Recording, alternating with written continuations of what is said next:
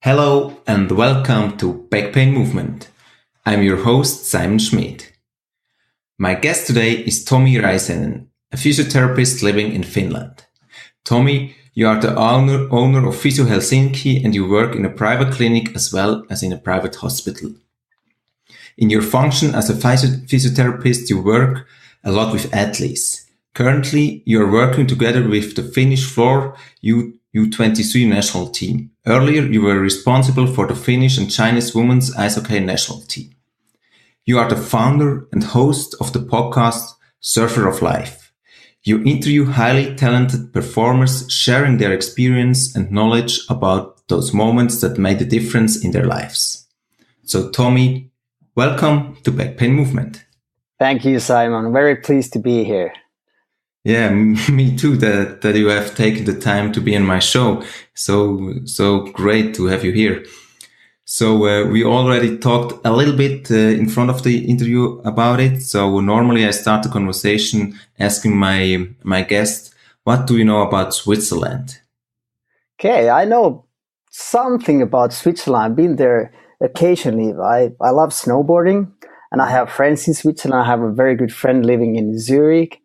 Actually, Zurich, and he came to Finland some many years back, and we started roller skating, doing tricks with the inline skates, and that's why I met him at the skate park, and he became a very true friend of mine. So I've been visiting him occasionally. Last time I was in Switzerland, it was 3 years ago, so it's been a while. But also I was at his wedding, and so I've been snowboarding there, and then met other people also. So I really do love your country. I like it. It's a beautiful country. I love the mountains. I like all the places I've been there. My longest trip was 1 month, but that's 16 years ago. Okay. I spent for a while in Switzerland. I was really enjoying it. Great, amazing. So how do you communicate or have communicated with people here just in English, or do you speak some German too? Just in English and hand language, sign language. No, I never had problems speaking English in Switzerland. I've been doing fine. Great. Great to hear that. So yeah, as you know, my podcast is a lot about back pain. So my first question to you is, what pops into your mind when you hear the term back pain? My daily work. That's what it is. I face back pain almost every day at my office. So I've been working as a massage therapist for 10 years already, and as a physiotherapist now 2 years as a profession. And back pain is a really common problem amongst people, the most common I've seen. So pretty much daily. Oh, I had heard it before from other guests, but it's still like, I cannot believe it that it's that a big issue. Do you have an explanation why so much people have back pain? I'm not sure if I have an explanation, but it is, and it's been searched to be also psychosocial problems. So I think it's related also pretty much in the mental part. That's at least some doctors, like out of the box doctors say. But I think mostly what I've seen, it's lack of power, probably. That's the main keyword maybe. But also lately I've seen it's lack of sort of like movement control. Okay. And so I don't know, people maybe probably are not aware of how to use their body correct. And I see this a lot. Like yesterday I had this one cheerleader girl at my office, and she's not the only one. There are many of them. I work with the cheerleading team, and they have so big back problems. But I work at my office, so occasionally these girls pop out, and this particular girl had back problems. She told me that she can't even remember when her back wasn't hurting. And then I just checked her out, and the abs were just not functioning. But there was no power in the body, even though she's practicing many times a week. So I think maybe it's not that simple, but many times it's because it's the pelvis position is a big part. But Okay. of course, it's related many times. There's stiffness, but mostly I think a lack of strength. Okay. Interesting. Especially as you mentioned, like this girl is like working out or doing cheerleading like several times a week. So I've encountered that too. That like people, also sportsmen who are training on a daily basis, encounter some serious back problems. So as you know, you also have been a professional ice hockey player. Had you also like this back pain issues? When I was playing, I never had these back problems. But when I quit playing, I started having them. Mm-hmm. So I think also that's in my occasion, because when I quit playing, I totally quit doing sports. I was done. I was maybe, let's say, I did something, but I, to be honest, I still haven't really recovered from that. It's 11 years ago, but really, to be honest, like for 2 years, I just didn't care. I didn't have to practice. I was taking it so seriously. I didn't have to practice. I was just happy. But then actually the problems occurred. That's the right word. So I'm relating it to the lack of strength. Mm-hmm. But as you asked that the people are practicing a lot, can they have back problems? Yes, I see that often, like I told you already. And one very interesting guy as my client now, I don't mention any names now, but is doing all kind of strength demanding workout. Mm-hmm. And he's really powerful, but he can do handstand, and I don't know how you call it, but like a side handstand. Okay. Taking on a bar or whatever. But he still has some back problems. Okay. But it's not the matter of lacking strength, but it's a matter of using the pattern correct and just lacking of the control of the body. Okay. So, and what's your approach? How do you try to to fix him?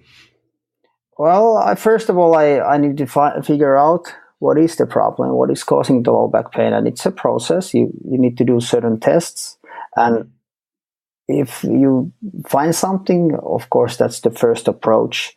And maybe if it doesn't help, you need to figure out something else. But at his occasion, actually, the hip flexors were weak. Okay. So the pelvis was anteriorly tilted.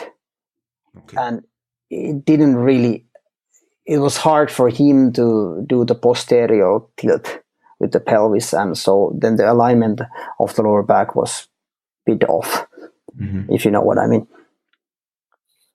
Yeah, absolutely. But the first approach was actually, I was checking out because this is a mistake if you think about maybe a professional athlete or you see a strong person. You automatically think that, okay, his abs or his obliques or whatever, they have to be strong, or hip flexors or whatever. But it's maybe not the case. Don't be fooled about that, what you see, and maybe they can perform well, they can do amazing things, but still there might be some lackness of the strength in some certain muscles, and this guy had problems in the hip flexors.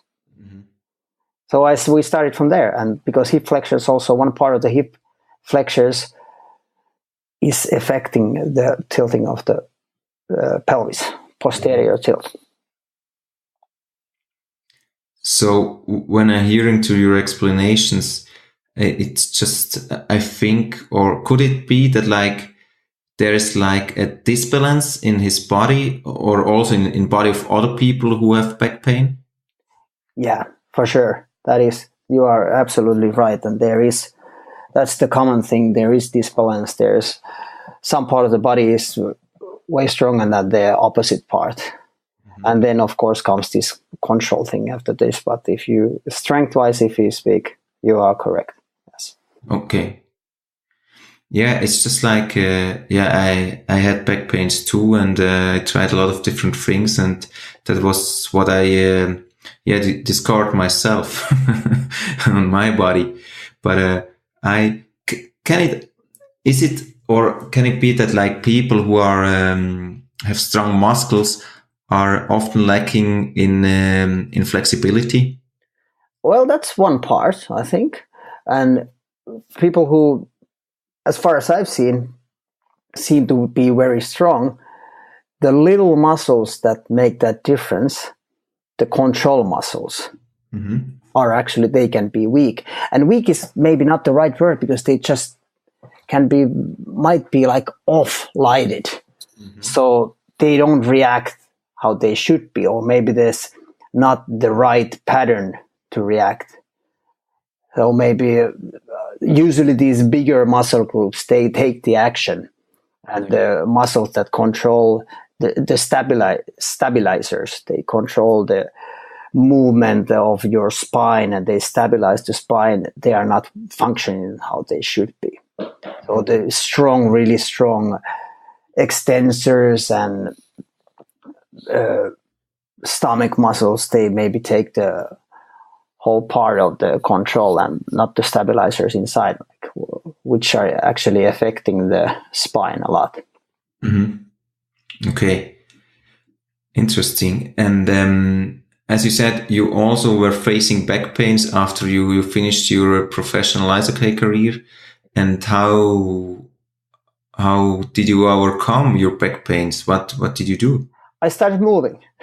Okay. Surprise. But that's many years ago. But now I can speak closer to this situation. That now my back is okay. But let's say 1 year back, I had some issues with my lower back.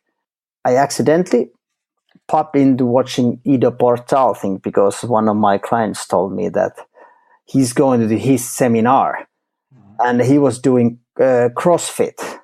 This guy, he was really good at CrossFit, but he was going to this Ido Portal seminar, and I was like, who is this Ido Portal? And is it the toilet? Ha ha ha. But I went to check out some interviews of Ido Portal, and I got really interested, like, who is this guy? And then I called my buddy I know. He's a strength coach. And I asked him, do you know this guy? Have you seen this? Yeah, I've seen him. And actually, we do his methods every week, every Wednesday in the morning. Would you like to join us? I'm like, yeah, hell yes. I want to see where this is heading to. And so I went there, and damn, I was stiff. Okay, no chance to go squatting, nothing. And I go, and then we started doing that. They feel so basic movements, but you kind of have lost everything in your body. And we started doing those. And to be honest, I think 2 weeks and there was no pain on my lower back anymore. And I just got rid of it. And it was really nice. Of course, I was still stiff, and we continued some 4 months. But then there were these two guys, and they kind of separated. They went do different things. One went to Systema, martial arts, and blah blah blah. But we did it for a while, and it really helped me out. And I realized that I was way more flexible. Like I said, flexibility is maybe not the right word, but I was able to move better, and I felt more strong. And I really have to be honest. I wish I would have realized these things when I was playing.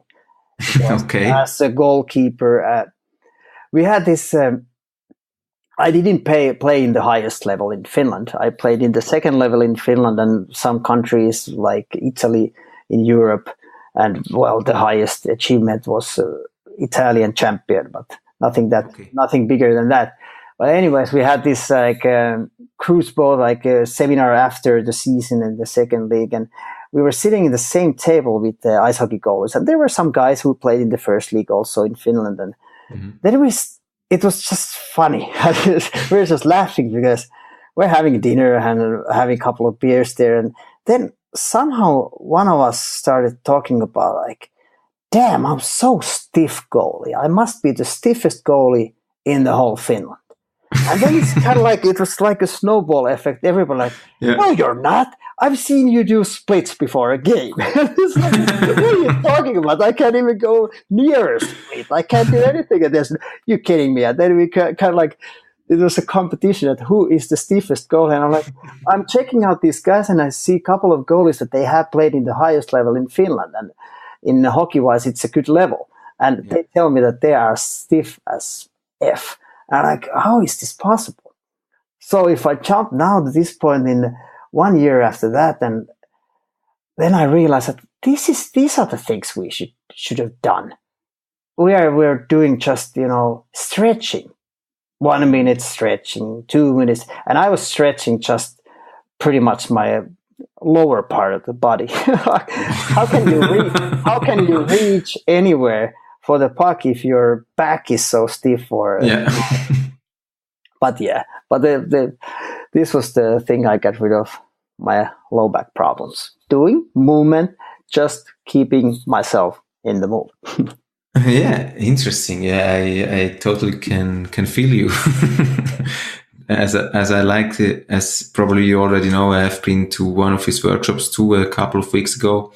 So I discovered this new world too. It's interesting because for me it's like it's so simple, but on the other hand it's so complicated as well. Yes, I can I can copy that when we were doing these movement drills. I was like, what is this? And then they do this. The guy who was teaching us, he was able to do the lizard walk and things. And like, okay, that's just a lizard walk. Come on, there's no chance, not even close to do that. So if I start thinking about the back problems and I think about this, it is a combination in my mind as a physiotherapist and as a being me. It's a combination of both. Yeah. Strength and flexibility, or I don't know, flexibility is, I think it's still the wrong word, but mostly controlled movement. Yeah. And when you control your muscles, you can actually move. And then you can reach further because you control the muscles. And as I've learned now in the past couple of years, that the nervous system is a very big part of the whole system. The whole back pain and all the stiffness in the body, pretty much. It's many times it's because of the nervous system is reacting.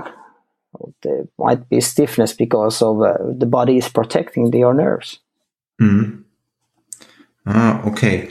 So I haven't thought of this so far. So you're saying that the body is protecting the nerves and that's why you are stiff. Yes.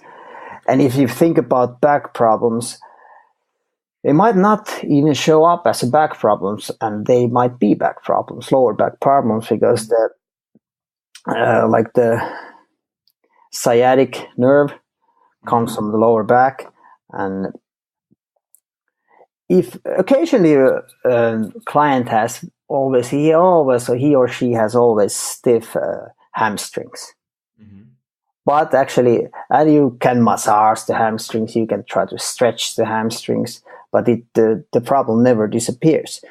And then you go to this point that the problem is the lower back, that there's no body control, there's no control, there's no the stabilizers are not working, there's no control. And when there's no control in the lower back, the body starts to protect the nervous system, the sciatic nerve.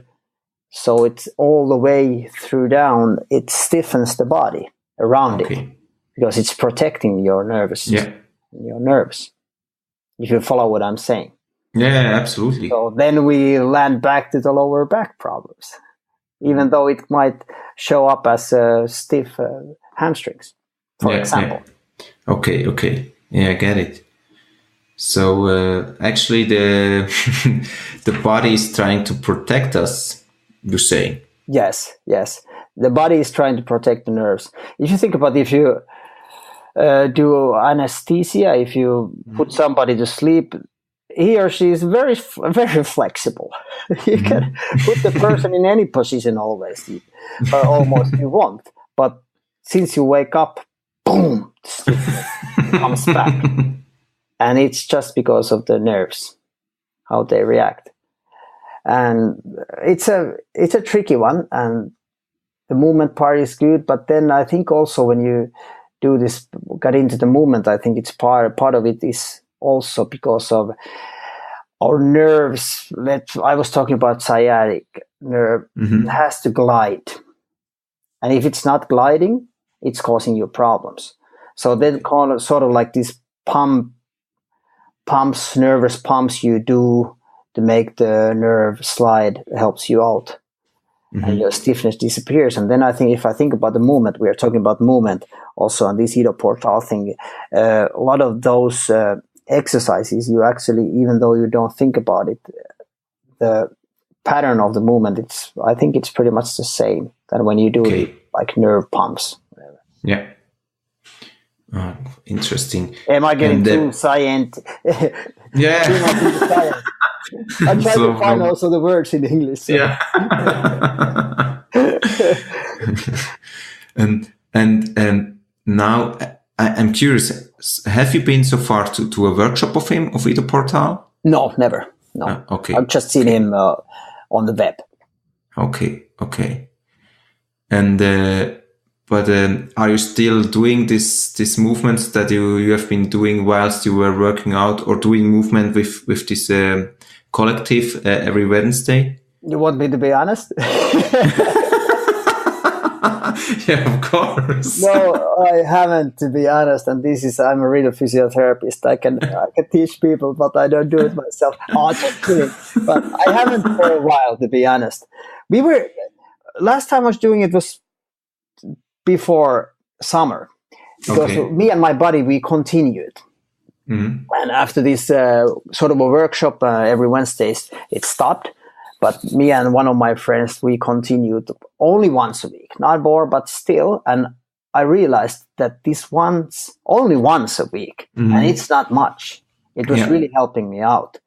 And now, blah, blah, blah. Summer has been long and we have many things to do, but we are going to continue it. But now there's been a break. And to be honest, occasionally I have felt something in my back.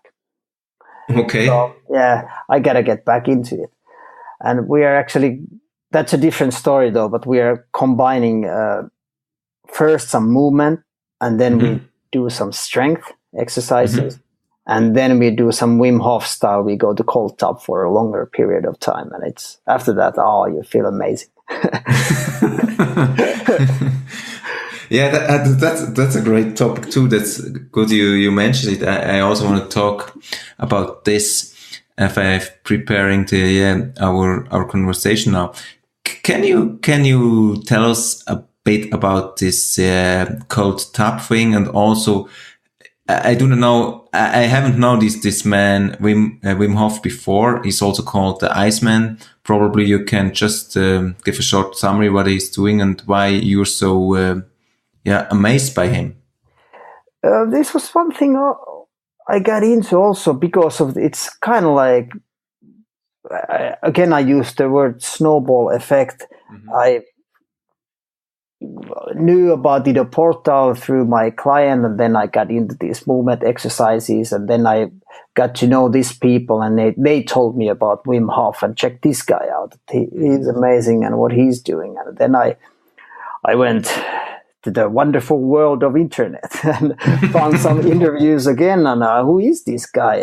And I checked this Vice documentary about a journey that one guy went to Wim Hof's cottage in Poland, and they were able to, in the end, they were able to walk up in a mountain like a couple of 2,000 or 3,000 meters just wearing shoes and shorts. I think, what is this thing? And So then we started doing this. Well, we go to cold tub. We try it. What is the thing here? And first, I remember first expression I told my, and cold tub, it's from 6 to 8 degrees. So it's not even zero, but that's the temperature in the, I saw a swimming hall. And I told my buddy, I'm just gonna jump in and come out. I won't stay. But then we kind of forced ourselves to be there that 30 minutes. Okay. And you realize that you can calm down your breathing after that. Okay. And then it just went further and further. And it's a little bit stupid if you talk about the time, because that doesn't really make any difference. But I realized that I think I just make myself living too hectic. Maybe the life itself is not so hectic, but I just make it on my mind. And so that cold tub helped me out to stay in the moment for a while. So I think that it was meditation for me, the thing I haven't done ever. I just go everywhere, but it stopped me, because you have to survive. There's nothing else to think, because it hurts. It feels bad. The cold water, to be honest, it doesn't feel very good at the beginning. But then it felt like every week when we were doing first the movement exercise, then some strength, you felt, the further it went, you felt like, I want to go into that cold tub. I want to go there.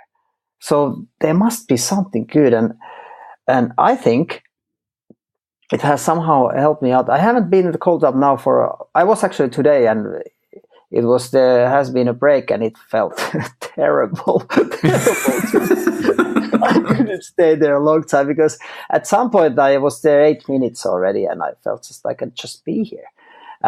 But it only once happened to me, and I got in this kind of zone. I can't even describe it. I think maybe it was just a minute before dying. I don't know, but I felt so good. I almost started laughing in the cold tub. I started smiling, and I was conscious. I was thinking like, this must look pretty stupid. I'm here in the cold tub and I was smiling myself, but I just felt so good. I couldn't recognize the air below the surface of water and the cold water. Everything felt the same temperature. I wasn't cold at all. I just felt good. So there must be something. But the thing is that in Finland, people go to icy water. They make the hole in the ice and they jump in the water, and people swim there. And it's been tradition in Finland. Not everybody, of course, do it, but some people do it. And they feel good, and they tell that they never get sick and blah, blah, blah. And there must be something in it, but I've never heard before this Wim Hof, I've never heard that people are talking about breathing. So Wim Hof himself, as far as I've seen and studied a little bit, it's all about the breathing techniques, and this cold brings it out. So you have to start breathing, and you have to start focusing on the breathing. In Finland, I think people just think about the cold water itself and the physiology of the cold and how it affects your muscles and fibers. But now when I start thinking about, probably it is the breathing that is the big issue there. Yeah. The breathing, it is. Okay. Yeah, breathing. I think this is just my own little search of my body, but I think that's why. Because then Wim Hof, he says cold is his master, but he's talking about the breathing. He has these certain breathing techniques. I've tried those too, and they are just crazy. they are just something different. But that's a different story. But I think it's just I'm able to focus on myself, maybe, able to get a little bit more awareness of me and my body when I go to cold. I think that's the thing. And 1 week or 2 weeks when my son went to swimming school, and there was also this place was a cold tub, and I went there 4 times a week. So I would just spend that time going to the cold tub, went to sauna after, and went back to cold tub. And sauna. I think during that week, to be honest, I was quite calm the whole week. Okay. I'm being a little bit explosive person, but then I realized later that okay, nothing was actually irritating me, so maybe there is something. Yeah, absolutely. Interesting. Yeah, I haven't heard of that before. Just yeah, it's amazing that like I've heard of it like that the cold could help your body to regenerate and also not getting sick, as you mentioned it. But yeah, like I haven't thought of it so far of like a kind of meditation or yeah, a different way to live in the moment. Yeah. Yeah, I think that's the thing for me. I don't know. This is my own sort of a soul search or whatever. Because if you think about cold and as sports and for pain and for injuries, it's been used for ages. And now, to be honest, there has been some research that cold doesn't help. But it's just out there now. And if you think about your work as a physiotherapist in a sports club and somebody gets injured and you don't bring the cold, so probably Yeah. you will be fired after that. Yeah. Then cold itself, there have been some research now that it may be just slowing the recovery. So in Okay. that way, it's because cold has been used as a recovery process after workout in, Mm. let's say, the big leagues, the big football for American soccer clubs, they have cold tubs. So ice hockey teams, they go to cold tubs. When I was playing in US in CHL, they didn't have a real cold tub. They had this huge tub. They just filled with water and ice. And people went there to sit there. And I was thinking, what the hell are these guys doing? I didn't understand it. But now if I think about maybe, is it that cold or is it that breathing that Yeah. makes you Okay. recover? So this is Interesting. yeah, little sidestep from the back movement. But it's interesting. Always interesting to discover new fields. Yeah. Yeah, it is. So another question that I had in mind is like you said you didn't stick to this movement practice or yeah, or you're making a break now, and maybe I've seen this with other people too, also with myself. So I'm wondering, do you have an explanation why it's probably so hard to stick to this movement practice? Laziness. That's the only explanation. Just lazy. And Okay. yeah, it's just that. Don't make it happen. Excuses, laziness. Oh, yeah, I don't have time. To be honest, if I think about those movement exercises, you only need maybe if you do 15 minutes a day, that's enough. Yeah. In my opinion, you make a big difference. And for sure, you can find 15 minutes. The same for me, it was got this, I can't remember, it was an application in iPhone, sort of a meditation thing, but it was only 10 minutes a day. Okay. My buddy told me that try this, it's good. 10 minutes a day. And I was like, I can't do it. I have no 10 minutes a day. And then he asked me, I said, yeah, I have small children. I don't have time. If I'm at home, I can't do anything because they are just shouting and running and on my back. That's how it is. And then he has asked me, well, if you go to toilet, they're, knocking the door and shouting still. But then I don't know, I just got a grip of myself and hey, come on, Tommy. So I started doing it 10 minutes. That's nothing in a day. So a couple of times I did it in the car while I was waiting something. And 10 minutes you can easily take off. 15 minutes for sure. 30 minutes, absolutely. So lazy is the key word here. Yeah. And the interesting part is me as working as a physiotherapist also, because people, if they want to get better, they need to work on it.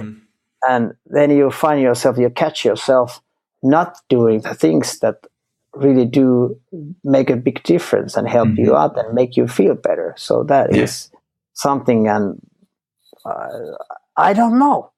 I don't know the explanation, but the word is lazy for sure.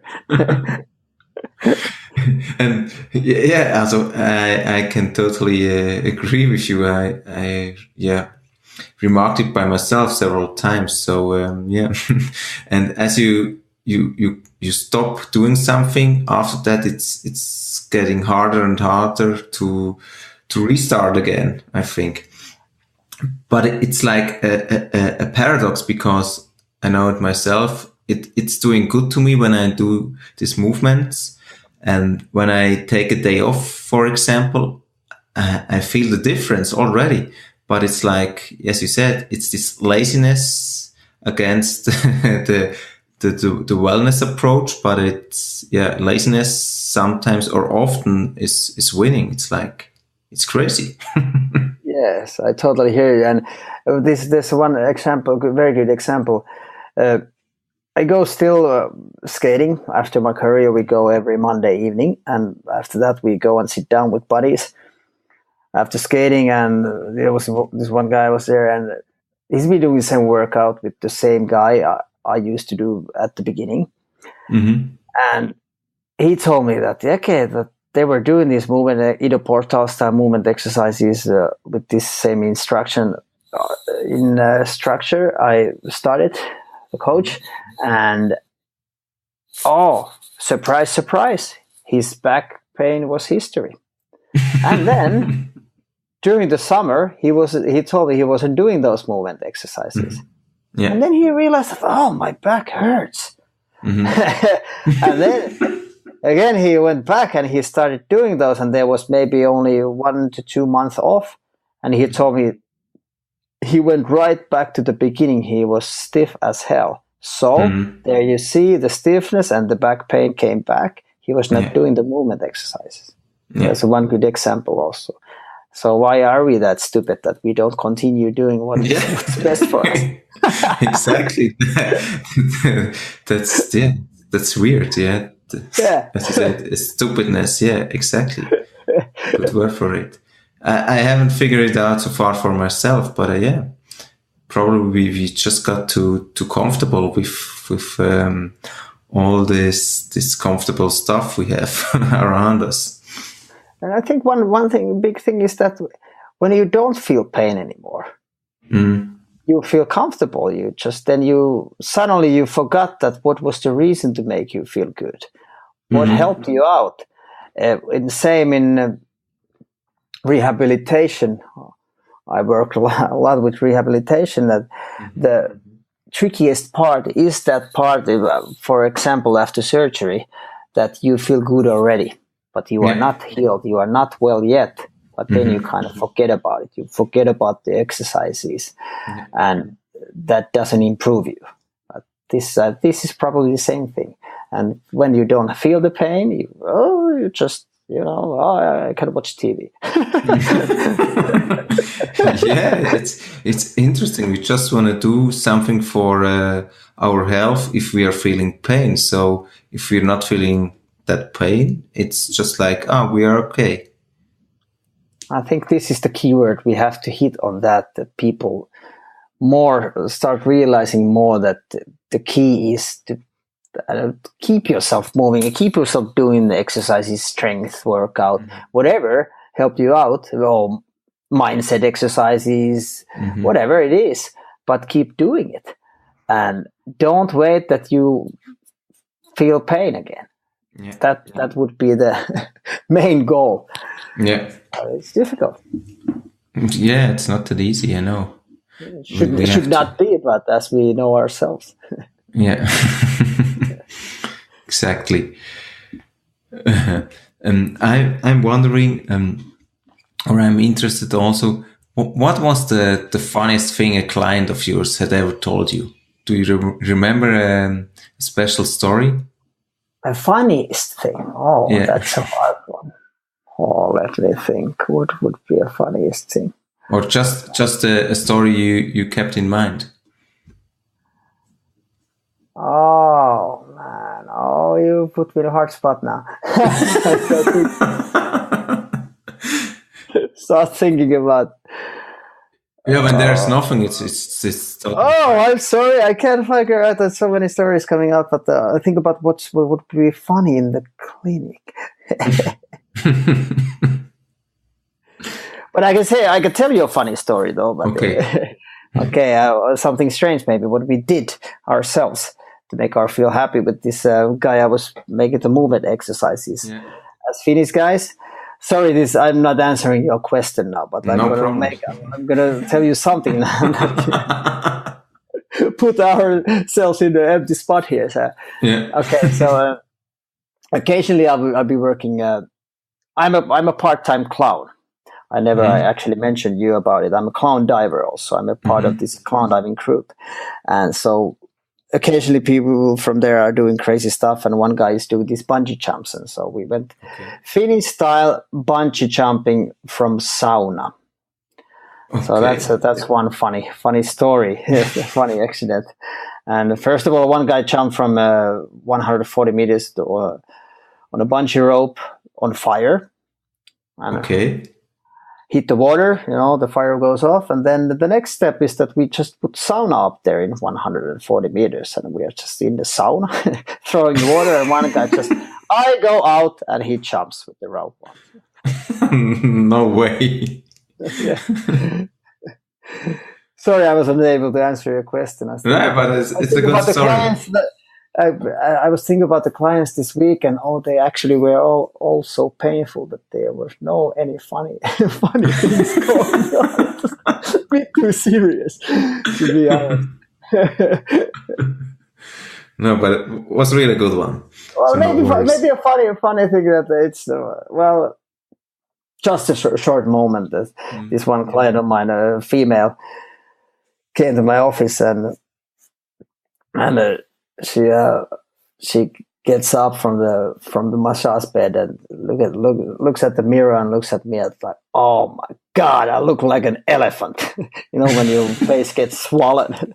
And what can you say? Like, no, you don't. Yeah. Even though Yeah. she's saying it in a funny way, but what can you? I can't say you're female that. Oh yeah, you sure look like an elephant after that.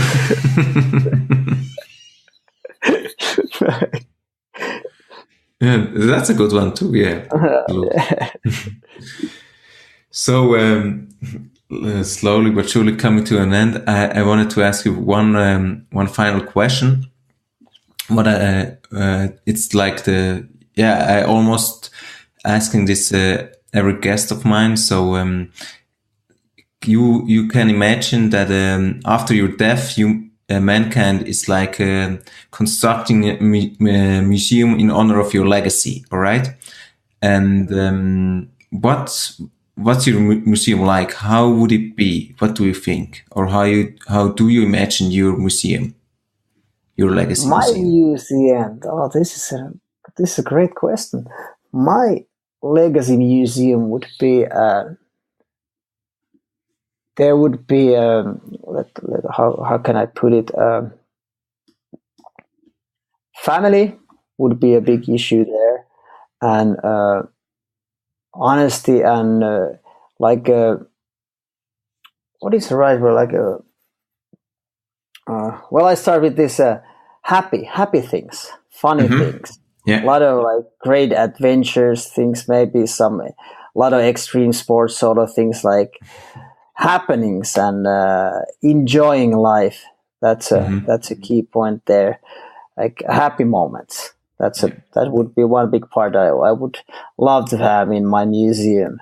All these funny things with the clown outfits and doing crazy stuff. I've always done sort of crazy stunts, and I Mm-hmm. love doing it. But then again, I love pure, honest people, honesty and real, genuine. What is the right word? People, Mm-hmm. and like I have in my podcast, nothing fake.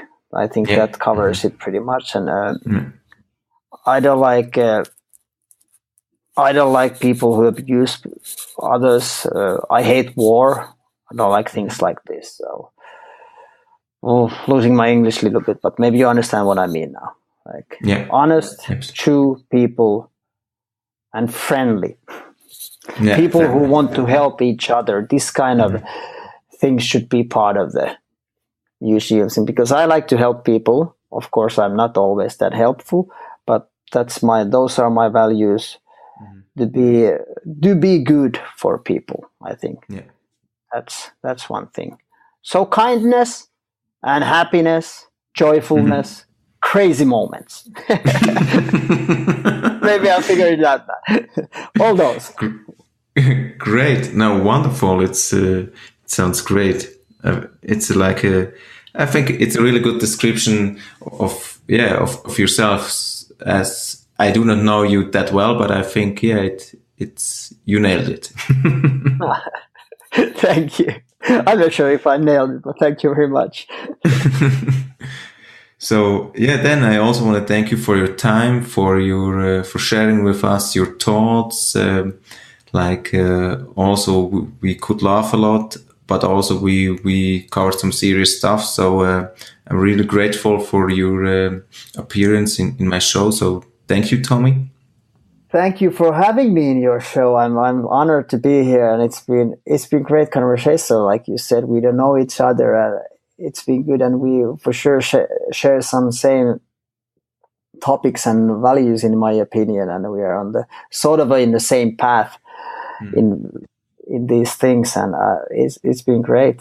I really enjoyed this conversation. Thank you for having me here in your show. It's an honor. Thank you. Yeah, I'm happy that you enjoyed it. And just for my audience, I hope you enjoyed it too. And as always, if you have any questions or suggestions, they are all very welcome. And so I see you on the next episode, and bye bye.